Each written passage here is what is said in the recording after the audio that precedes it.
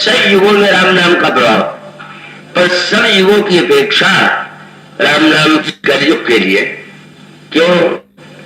थोड़ा गोस्वामी जी का कार्य और दर्शन दोनों एक साथ। बोले काल ने कवि कपट निधान और नाम स्मृति समर्थ अनुमानी, राम नाम नर केसरी और कनक कशिपु कलिकाल, जापक जन प्रहलाद जी पालही बलि सुरपाल।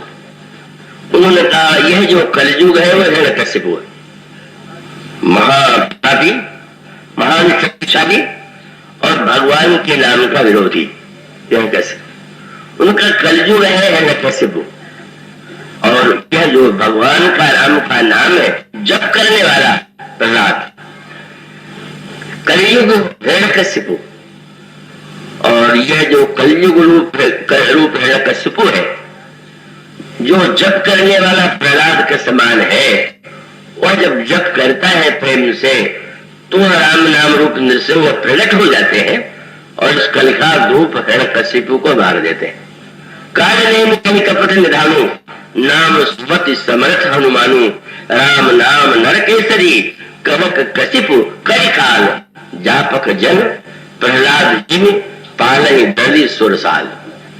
अब उसमें सूत्र क्या है आप उस पर ध्यान देंगे। हिरण्यकशिपु की मृत्यु बड़ी कठिन, क्योंकि उसने ब्रह्मा से जब यह कहा कि मेरी मृत्यु न हो, तो ब्रह्मा ने यह कहा कि ये तो असंभव है। तो उसने कहा कि अच्छी बात है, तो मैं जो चाहता हूं उसे आप कीजिए। क्या?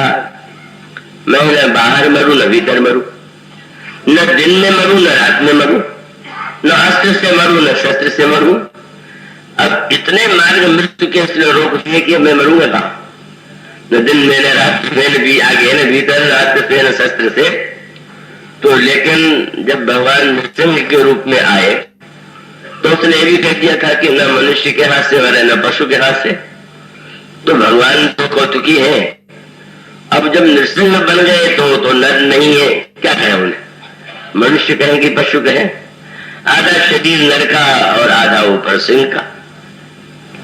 हिरण्यकशिपु ने कहा था कि न भीतर मरे न बाहर मरे, तो भगवान ने हिरण्यकशिपु को कहा मारा?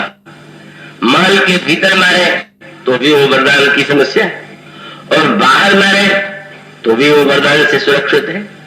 दोनों ने एक बढ़िया स्थान चुन लिया। क्या? बाहर और भीतर के बीच में देहरी जो होती है उस देहरी पर बैठ गए और हिरण्यकशिपु को खींच लिया, और वरदान ये लिया था कि न हम अस्त्र से मरे न तो शस्त्र से मरे, तो नाखून से, नाखून न अस्त्र है न शस्त्र है। और उससे उन्होंने हिरण्यकशिपु का वध कर दिया। अब गोस्वामी जी कहते क्या? गोस्वामी जी कहते हैं कि ये कलयुग न भीतर मरे न बाहर। आंख मूंद करके ध्यान करें कि भाई चलो बाहर की साधना नहीं भीतर की करे, तो भीतर आने लगती नींद। जो आंख मूंद करके, चाहे कथा में आंख मूंदिए, चाहे जप में हो, चाहे ध्यान में, कब नींद के रूप में कलयुग का प्रवेश हो जाएगा कुछ रोक नहीं पाता। और बाहर की साधना करें तो बाहर का जो दृश्य प्रपंच है क्या वो बाधक? अब उसका कैसे विनाश? तो उन्होंने कहा कि ये जो रा और म अक्षर है यही नृसिंह भगवान, इसमें कविता का भी आनंद है। देखिए जो र अक्षर है, रा शब्द जो बना उसमें र और म है, तो एक ही पंक्ति के अगर दोनों अक्षर होते तो मानो एक ही जैसे है। पर नर और सिंह क्यों हो गए?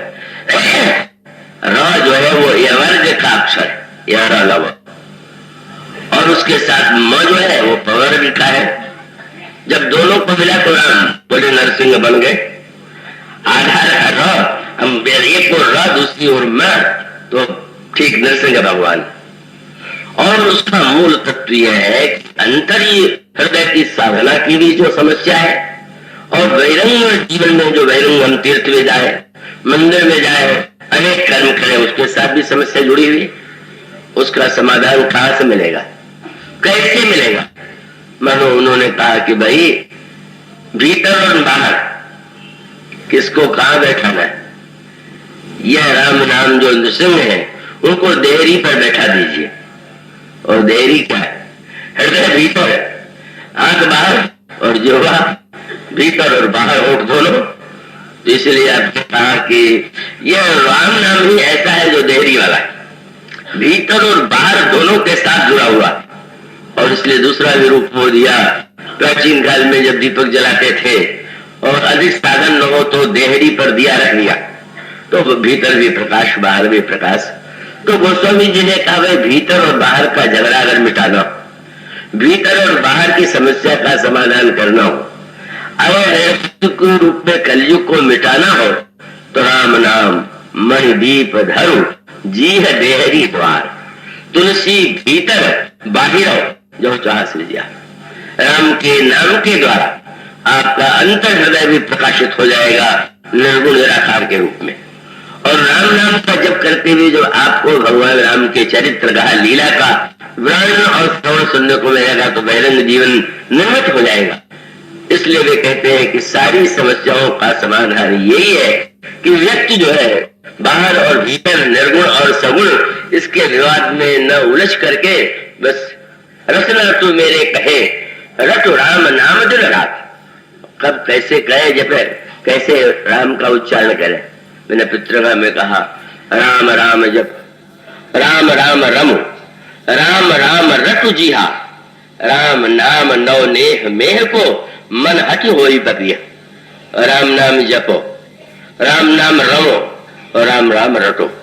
3 शब्द में सब कह दिया। जप किया जाता है जब मनुष्य शांत हो, खेलता तब है जब प्रसन्न हो, और दुख में होता है तो व्याकुल हो जाता है। गोस्वामी जी कहते हैं अगर शांत मन है तो राम राम जप, और मन में आनंद की उछाल आ रही है तो राम राम रम, रम क्रीड़ायाम। रम का अर्थ है कि जो खेल रहा। अगर आपका मन शांत है तो राम नाम का जप कीजिए।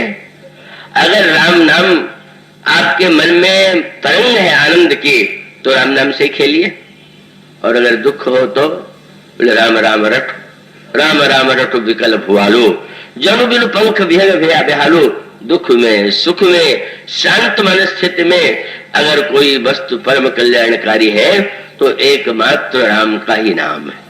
राम के नाम के द्वारा ही हर क्षण हम उसका उपयोग करें। पर गोस्वामी जी ने एक ऐसी बात कह दी कि उसको मंत्र शास्त्र की दृष्टि से लगता है कि ये उल्टा है। मंत्र शास्त्र की मान्यता है कि जिह्वा से जब करें तो जिह्वा से जब करें तो फल होता है।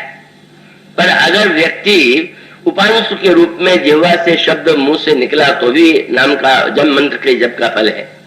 और अगर व्यक्ति थोड़ा जिह्वा हिल रही है, शब्द बाहर नहीं आ रहा है, तो उससे 100 गुना फल है। और अगर जिह्वा भी न हिले और होठ भी न हिले और शब्द भी न निकले और मन में जब हो तो 1000 गुना फल है। मंत्र शास्त्र का ये विधान। गोस्वामी जी मंत्र शास्त्र के इस विधि को उलट करके बार बार कहते हैं जीव से राम नाम जपो। अब ये नियम से भिन्न लग रहा है। जी हाँ, ये बार बार जिह्वा से कहते हैं राम राम रटो, राम राम रमो, राम राम जप जी हाँ। और यहां तक कहते हैं कि नाम जी है जप जाग ही जोगी, विरति विरंचि प्रपंच वियोगी, ब्रह्म सुखई अनुभवई अनुपा, अकथ अनामे नाम रूपा, जाना चहई गुण गति जीव, नाम जी है जप जान ही तेव।